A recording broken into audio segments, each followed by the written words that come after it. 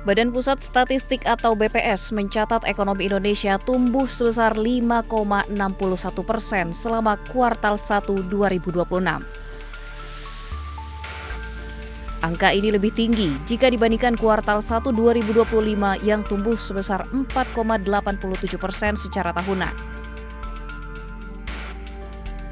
BPS mengatakan secara kuartalan atau tahun ke tahun, ekonomi Indonesia mengalami kontraksi 0,77% dibandingkan kuartal 4 2025. Pertumbuhan ekonomi Indonesia pada triwulan 1 2026 bila dibandingkan triwulan 1 2025 atau secara year on year tumbuh 5,61%.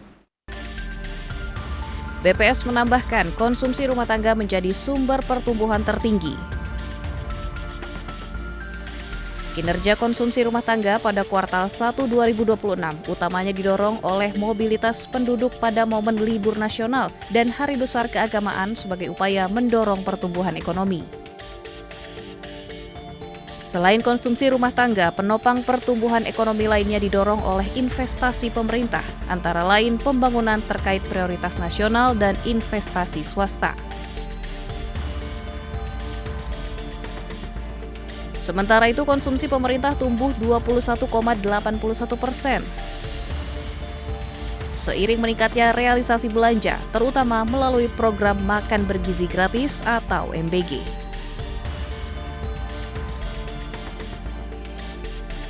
Di tengah gejolak tekanan perekonomian global yang amat tidak menentu, kita masih bisa tumbuh sesuai dengan target 5,61 dan dibandingkan triwulan keempat tahun lalu kan tumbuhnya lebih cepat, dulu 5,39, 5,61.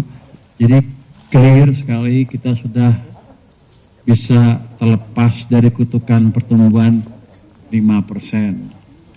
Jadi kami sedang bergerak ke arah yang lebih cepat lagi. Tapi kan kita tahu hambatan masih akan besar di depan, mengingat global juga belum baik kondisinya. Jadi kita harus pastikan domestiknya tumbuh dengan bagus dan segala mesin atau perusahaan-perusahaan yang ekspor oriented yang masih bisa ekspor, kita akan dukung supaya mereka bisa lebih kompetitif di global market.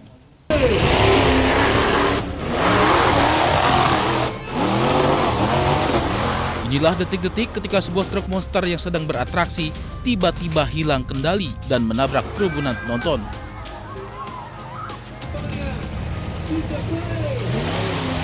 Peristiwa mengerikan ini terjadi di sebuah arena pertunjukan truk monster di Popayan, Kolombia. Kepanikan langsung pecah ketika kendaraan besar tersebut melaju tak terkendali ke arah penonton. 3 orang dilaporkan meninggal, sementara 38 lainnya alami luka-luka. Otoritas tempat langsung pastikan penanganan maksimal untuk para korban, sementara aparat masih selidiki penyebab kecelakaan.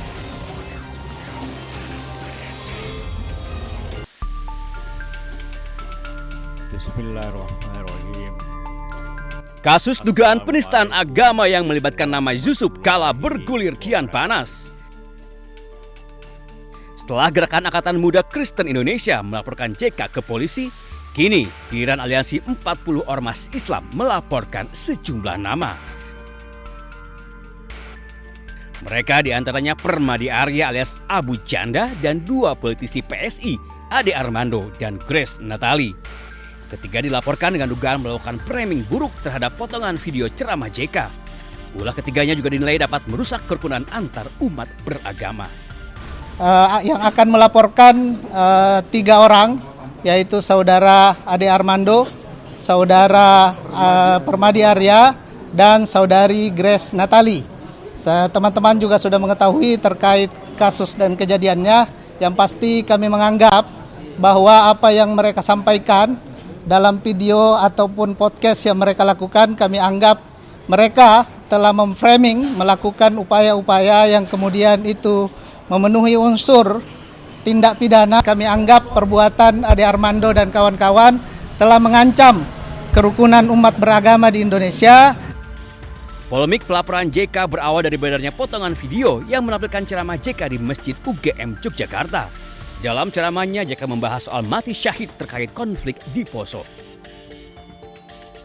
Tak terima dengan pernyataan JK, puluhan anggota Gerakan Angkatan Muda Kristen Indonesia atau GAMKI mendatangi Polda Metro Jaya. Mereka melaporkan JK dengan dugaan penistaan agama. Menanggapi pelaporan atas dirinya, tak lama JK bertemu dengan tokoh lintas agama yang berperan dalam perundingan damai konflik Poso dan Ambon. Semua tokoh sepakat, isi ceramah JK di Masjid UGM tidak ada kaitannya dengan penistaan agama. Tim Liputan iNews melaporkan.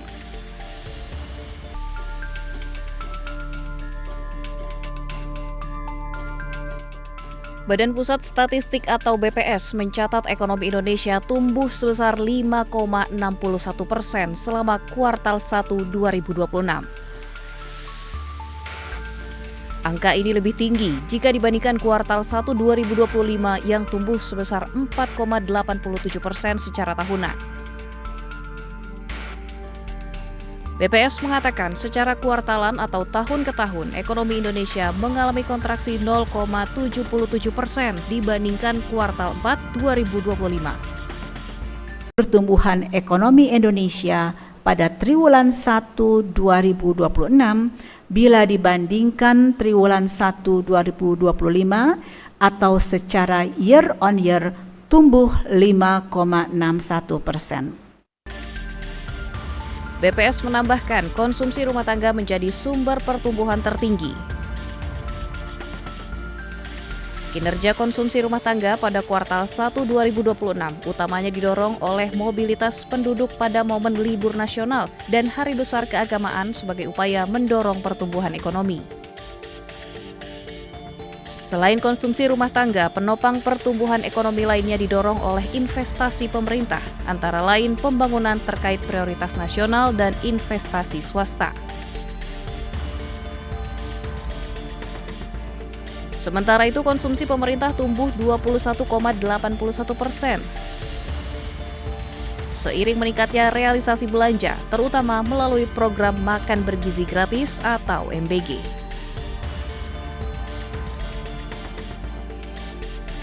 Di tengah gejolak tekanan perekonomian global yang amat tidak menentu, kita masih bisa tumbuh sesuai dengan target 5,61 dan dibandingkan triwulan keempat tahun lalu kan tumbuhnya lebih cepat, dulu 5,39, 5,61. Jadi clear sekali kita sudah bisa terlepas dari kutukan pertumbuhan 5%. Jadi ekonomi sedang bergerak ke arah yang lebih cepat lagi. Tapi kan kita tahu hambatan masih akan besar di depan, mengingat global juga belum baik kondisinya.